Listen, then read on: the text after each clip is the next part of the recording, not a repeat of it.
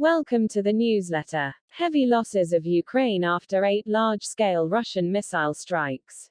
On Channel HT New, Ukraine's Prime Minister Denis Shmyhal has listed the great damage that the country has suffered after 8 intense missile attacks that the Russian military has conducted in recent years. Our energy system has been severely depleted.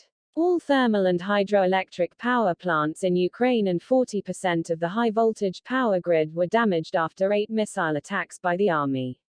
Every Ukrainian needs to understand that we will experience the coming harsh winter with strict restrictions on energy consumption, Ukrainian Prime Minister Denis Shmyhal said on December 11. According to Shmyhal, Ukraine's Ministry of Energy has been asked to urgently repair and return the electrical system to operation in order to supply energy to priority objects.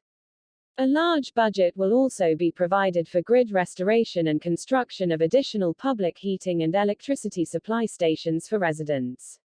Ukraine's national energy company Ukrenergo has been allocated an additional €400 million to purchase additional equipment necessary for the restoration of the power transmission infrastructure in the country. Over the past time, the Russian military has continuously conducted large-scale missile strikes against Ukraine's energy infrastructure targets. According to Kremlin spokesman Dmitry Peskov, the goal of these attacks was to knock down Kiev's energy infrastructure, thereby disrupting services providing electricity, heating and water to the people of this country.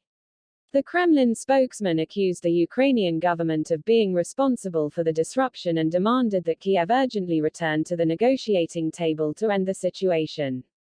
Most recently, the City Council of the port of Odessa in southern Ukraine confirmed that the energy infrastructure in this city continued to suffer serious damage after a large-scale raid by a Russian suicide drone overnight.